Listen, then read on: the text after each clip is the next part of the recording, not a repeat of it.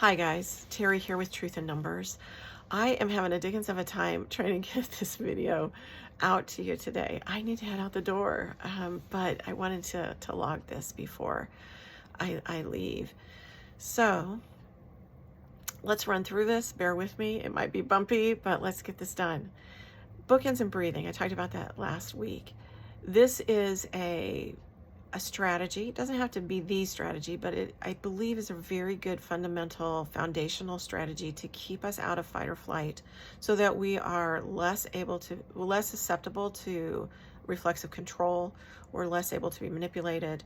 We're also going to be able to continue to maintain reserves physically and in our headspace so that if we need to run the extra mile, so to speak, if we need to do the extra thing, we're going to be long lasting and we'll be able to stretch when we need to and then recoup. So that's where we're going here. So bookends and breathing. If you are doing this thing, to dose oxytocin, microdose it, and you're not yawning, I mentioned a yawn response and you're not getting a yawn in, don't worry about it. This does something physically and eventually you may get the yawn, and if you don't, that's all right. So just know that these are things that may help, and they are things that may not have an immediate impact, that it's a conditioning situation. I know that's for myself. I've been working on this for 2 years. I can get I could want a yawn right now. Can get a yawn response if I do this. I can do a yawn response when I do some box breathing even, but I've been working on this for 2 years. So don't worry about it. Do some of the fundamentals, the calisthenics for our headspace, and the conditioning will develop. So that's bookends and breathing. I think of that as a layer 1, and of layer 2 is kind of a ninja mind warrior type thing, where we are doing things that strengthen our minds and make us ready for further pressure on our minds, which is where we're headed potentially. So, okay guys, if we look at conditioning physically, that could be strength training and then cardio, right? Basics. When we look at this mind warrior type thing, we're looking at some ancient wisdom, which I'll share here in a second. That would be my relative equivalent to, in my mind, to strength training, and then also calisthenics. There's a second component to this. So ancient wisdom, I'm a person of faith. So I was remembering the verse of Philippians 4:8. And the ancients knew this. They knew that whatever is true, whatever is right, whatever is noble, whatever is pure and lovely, whatever is admirable, if there's anything of excellence, anything worthy of praise, let your mind dwell on these things. I'm going to say it again. Let your mind dwell on these things. So that's the muscle training for our minds, is to make sure that every day that we focus on those things and that we ingest them, that we build up strength and build up reserves so that we remember what's good, so that this is good for our brains. And there's a lot of science behind this, but I'm leaning on the ancients here for this one. And it's good stuff. So think of that as the muscle building, the weight training.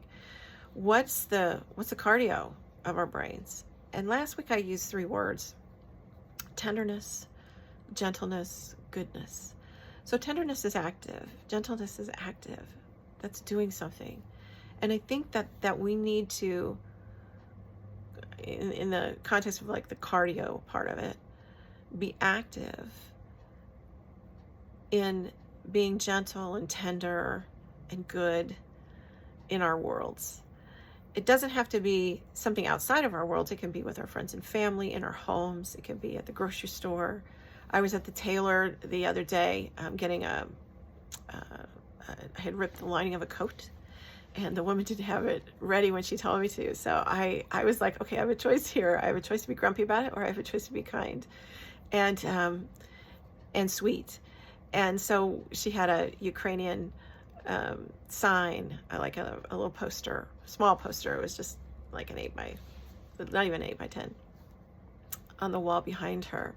And so we struck up a conversation. It was quite fascinating to hear her perspective as a Ukrainian American with what's going on over there and with the changes that could potentially be coming.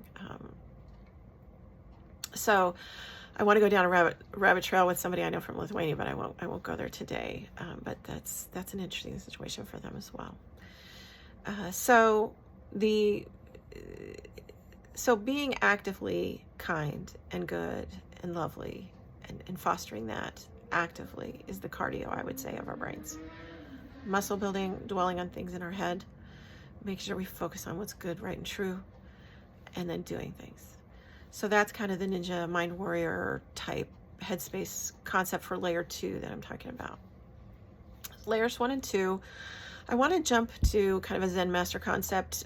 I don't see that necessarily as a layer right now, but I do want to talk about it in that, as we, move through the next 60 days and if communication becomes less accessible, I'm not saying it is, I'm just throwing this out there,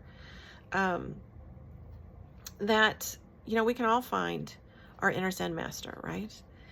But we can also find it in places in the wild. So our Zen master might be in the wilds, in any number of places.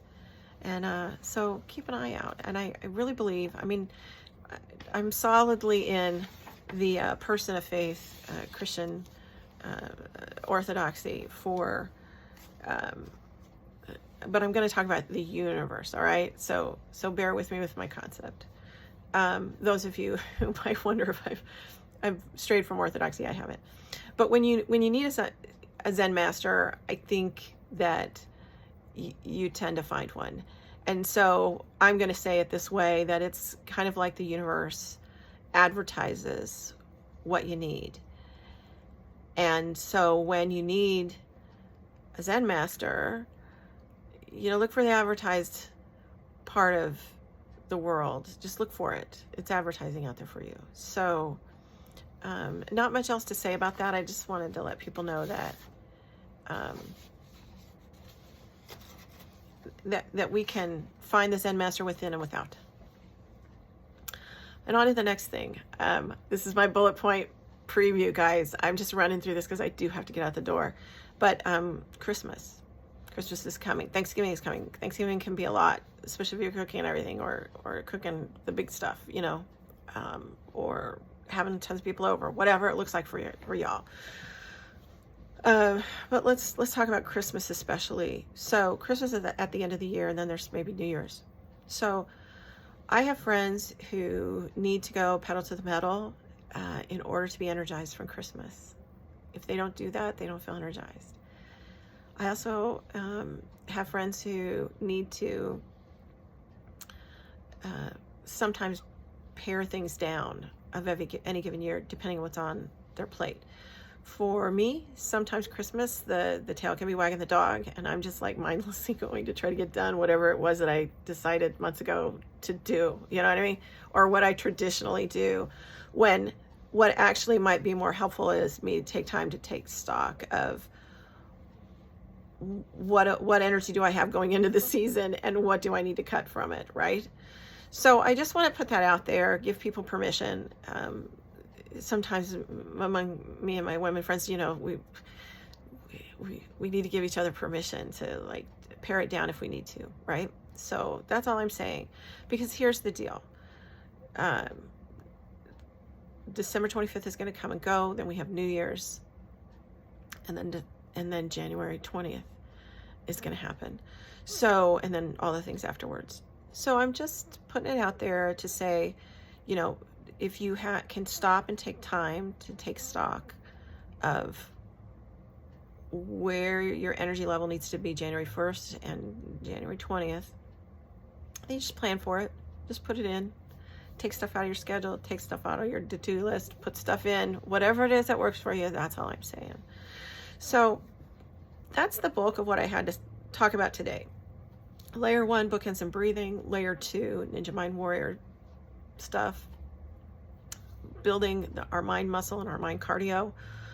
And then just taking good care of ourselves strategically, to the end of the year. that's all for now, guys. Let's all take good care of ourselves. As I run out the door, I need to apply that to myself for sure. And y'all are amazing, and we are going to take this one step at a time, and we're going to do it together. We are going to do this together. None of us is alone in this. So anyway, all the best to you. We'll talk to you soon.